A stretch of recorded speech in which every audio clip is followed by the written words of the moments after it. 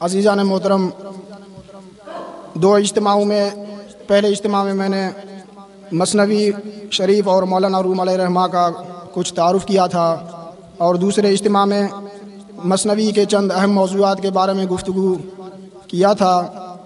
تو آج سے جو ہے مثنوی کا باقاعدہ آغاز، درس مثنوی کا آغاز ہو رہا ہے۔ اللہ تبارک و تعالیٰ سے دعا ہے کہ مجھے اس کو صحیح معنوں میں سمجھنے اور آپ حضرات کو سمجھانے کی توفیق مرحمت فرمائے۔ مثنوی شریف کا آغاز اس شعر سے ہو رہا ہے۔ حضرت مولانا روم علیہ رحمہ ایک دفعہ راستے سے جا رہے تھے۔ عادت ہوتی ہے چرواہوں کی کہ وہ بھیڑ چراتے، ریوڑ کو چراتے وقت وہ بانسری بجاتے رہتے ہیں یا طرح طرح کی وہ بولیاں بولتے رہتے ہیں، گنگناتے رہتے ہیں، کیونکہ وہ بور ہوتے ہیں، اکیلا ہوتے ہیں، تنہا ہوتے ہیں تو پھر گنگناتے رہتے ہیں، یا پہلے لوگوں کی عادت تھی جو ہے بانسری بجاتے تھے۔ تو بانسری بجاتے ہوئے اس شخص کو دیکھا تو پھر اس شعر کا آغاز کر دیا۔ فرماتے ہیں بشنو از نئے چوں حکایت میں کند، بشنو از نئے چوں حکایت میں کند، وز جدائی ہا شکایت میں کند، وز جدائی ہا شکایت میں کند۔ فرماتے ہیں بشنو، بشنو یہ فارسی زبان کا لفظ ہے، شنیدن مصدر سے امر ہے۔ بشنو سنو، از نئے، نئے کہتے ہیں فارسی میں بانسری کو، بشنو از نئے بانسری سے سنو۔ اس نئے کے معنی میں جو ہے علماء کا اختلاف ہے، کئی جو اقوال ہیں۔ بعض نے فرمایا کہ نئے سے مراد جو ہے یہ روح ہے، روح انسانی۔ یہ نئے استعارہ بالتصریح ہے روح کے لیے، روح مشبہ ہے اور نئے مشبہ بھی ہے۔ جہاں مشبہ بھی کا تذکرہ ہو، مشبہ کا تذکرہ نہ ہو تو اس کو کہتے ہیں استعارہ مصرح ہے یا استعارہ بالتصریح۔ یہ نئے روح کے لیے استعارہ بالتصریح ہے۔ روح کی دو قسمیں ہیں، ایک روح انسانی، نمبر دو روح حیوانی۔ روح حیوانی جس کی غذا جو ہے اناج ہے، جس چیز کو غذا سے، اناج سے، فروٹ سے، پھل سے، کھانے سے تقویت ملتی ہے، طاقت ملتی ہے، وہ ہے روح حیوانی۔ یہ ہمارا ظاہری جسم، اس کو کہا جاتا ہے روح حیوانی۔ اس کی غذا اناج ہے، کھانا پینا ہے۔ اور ایک ہے روح انسانی، وہ روح انسانی جو جس کی وجہ سے انسان زندہ ہے، وہ اندر انسان کے موجود ہے، اس کا جو ہے جگہ عالم ارواح، عالم امر ہے۔ روح انسانی کی غذا کیا ہے؟ یہ خدا کا ذکر ہے، علوم و معارف ہے۔ روح انسانی کو طاقت، تقویت ذکر سے ملتی ہے۔ آدمی جتنا ذکر زیادہ کرے گا، ذکر حق آمد غذائیں روح را، مرہم آمد این دل مجروح را۔ فرماتے ہیں کہ اس روح انسانی کی غذا یہ ذکر حق ہے۔ آپ جتنا ذکر حق کریں گے، جتنا خدا کی معرفت حاصل کریں گے، اس جو ہے روح انسانی میں آپ کی تقویت پیدا ہوگی۔ روح حیوانی کی طاقت کیا ہے؟ فرہاد نے اپنے محبوبہ شیریں کے لیے پورے پہاڑ کو کھود کر دودھ کی نہر نکالی۔ تو یہ ہے پہاڑ کا کھودنا، پورے پہاڑ کو کھودنا آسان کم نہیں ہے۔ یہ کس کی طاقت ہے؟ یہ روح حیوانی کی طاقت ہے۔ اس روح کی طاقت ہے جس کو غذا سے تقویت ملتی ہے۔ اور پھر روح انسانی کی طاقت کیا ہے؟ اس کی طاقت یہ ہے، حضور صلی اللہ تعالیٰ علیہ وسلم نے چاند کو دو ٹکڑے کر دیا، یہ روح انسانی کی طاقت ہے۔ چاند کو دو ٹکڑے کرنا یہ جسم کی طاقت نہیں، یہ بازوؤں کی طاقت سے چاند ٹکڑا نہیں ہوتا۔ چاند کو دو ٹکڑے کرنا، پھر حضرت علی رضی اللہ تعالیٰ عنہ نے خیبر کا دروازہ کو جو توڑ دیا، اکھاڑ کر پھینک ڈالا، یہ کس کی طاقت ہے؟ یہ روح انسانی کی طاقت ہے۔ روح انسانی کی طاقت چاہتے ہو تو خدا کا ذکر کرو۔ تو نئے سے مراد روح انسانی ہے، نہ کہ روح حیوانی۔ شیخ عبد الرحمن جامی نے فرمایا کہ نئے سے مراد جو ہے انسان کامل و مکمل، جو کہ فانی فی اللہ باقی باللہ ہوتا ہے، اس سے مراد یہی ہے۔ فرمایا کہ پھر اس میں مناسبت کیا ہے کہ نئے اور انسان کامل مکمل میں جو مناسبت ہونی چاہیے، مشبہ اور مشبہ بھی میں کوئی مناسبت ہو۔ فرمایا کہ نئے کا ایک تو معنی ہے، یہ نفی کے معنی میں استعمال ہوتا ہے، نئے کا معنی نہیں ہے۔ یہ بانسری کے بھی معنی میں بھی استعمال ہوتا ہے اور نفی کے معنی بھی، یعنی اس کا معنی نہیں ہے۔ تو جس طرح نئے نفی کے معنی میں آتا ہے تو انسان کامل و مکمل بھی ہوتا ہے، وہ اپنے وجود عارضی کی نفی کر دیتا ہے، وہ خدا کی محبت میں اپنے آپ کو نفی کر دیتا ہے، اپنے وجود کو مٹا دیتا ہے، اپنے آپ کو فانی بنا دیتا ہے۔ تو اس لحاظ سے نئے کا معنی مراد جو ہے نئے سے انسان کامل و مکمل جو کہ فانی فی اللہ باقی باللہ ہوتا ہے۔ نمبر دو، نئے کا معنی ہے بانسری. بانسری جو اندر سے کھوکھلا ہوتا ہے، اندر سے خالی ہوتا ہے، اور بانسری سے جو الحان، جو سر، جو آوازیں نکلتی ہیں وہ اس کی اپنی نہیں ہوتی، یہ نئے نواز کی ہوتی ہے جو اس کو پھونک دینے والا ہوتا ہے. جو بانسری بجانے والا ہوتا ہے یہ اس کی آواز ہوتی ہے. تو جو انسان کامل مکمل فانی فلا باقی بلا ہوتا ہے تو وہ بھی جو ہے جو کچھ بولتا ہے اس کے جو افعال ہیں، اخلاق ہیں، وہ اپنی طرف سے نہیں ہوتے بلکہ رب تعالیٰ کی طرف سے ہوتے ہیں. وہ جو حرکت کرتا ہے، وہ جو بولتا ہے وہ اپنی طرف سے نہیں بولتا. زبان ان کی ہوتی ہے لیکن کلام رب کا ہوتا ہے. ہاتھ ان کا ہوتا ہے، پکڑ رب کی ہوتی ہے. اس طرح قرآن مجید میں اللہ تبارک تعالیٰ نے فرمایا کہ وما ينطق عن الهوى ان هو الا وحی یوحى. ایک جگہ فرمایا کہ وما رمیت اذ رمیت ولکن اللہ رمى. یہ اس بات کی دلیل ہے. حدیث قدسی میں خلیفہ صاحب نے پڑھا کہ من عادى لي وليا فقد آذنته بالحرب.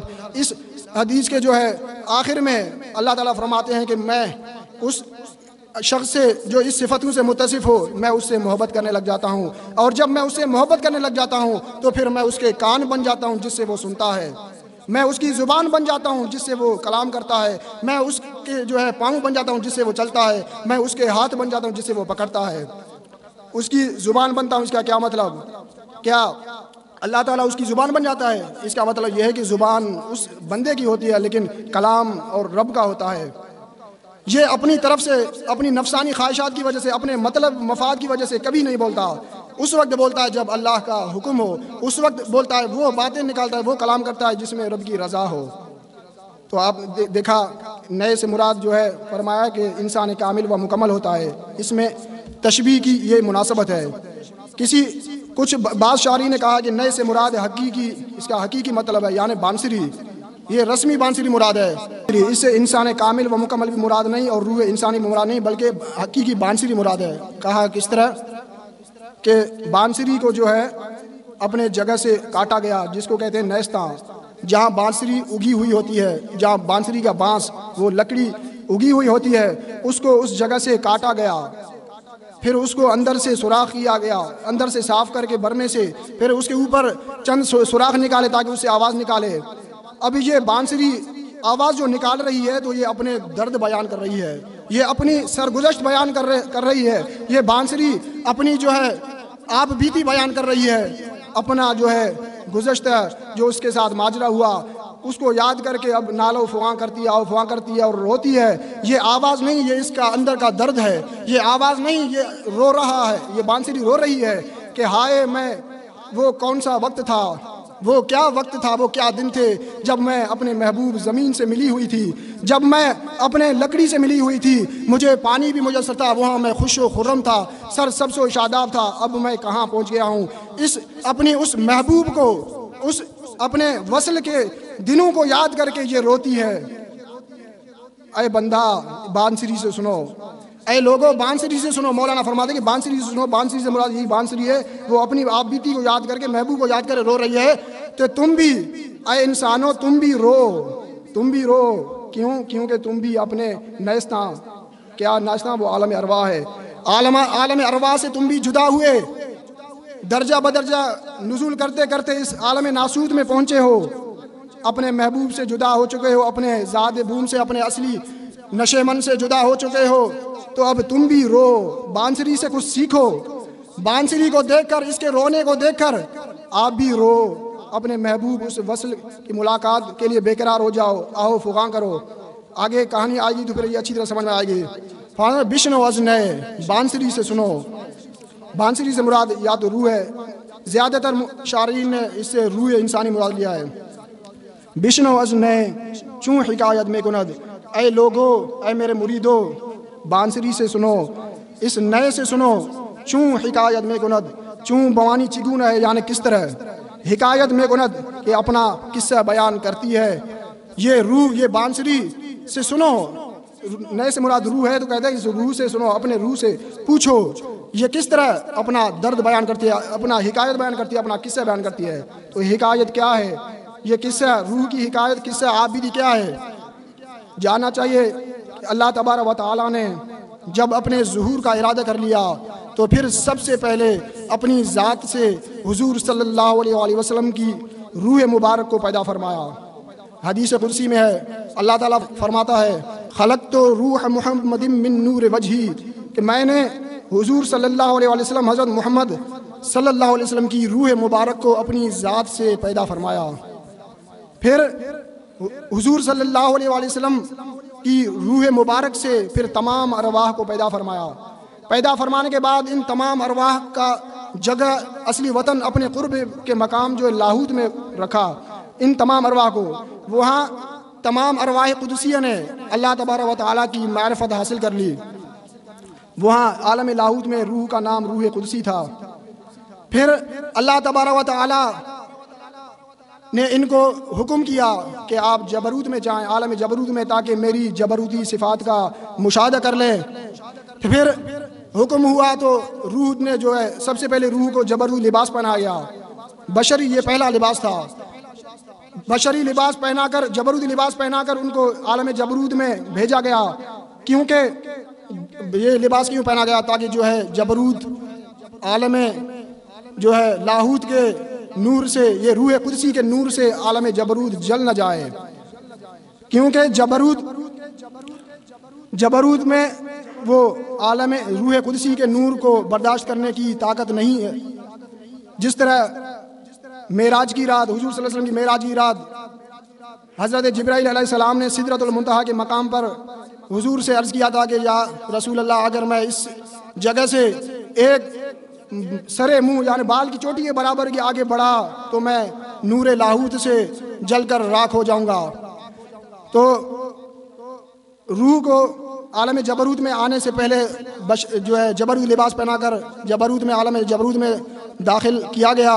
یہاں آ کر روح نے جو ہے اللہ تبارک و تعالیٰ کی جبروتی صفات کا مشاہدہ کر لیا۔ یہاں اس کا نام روح سلطانی رکھا گیا۔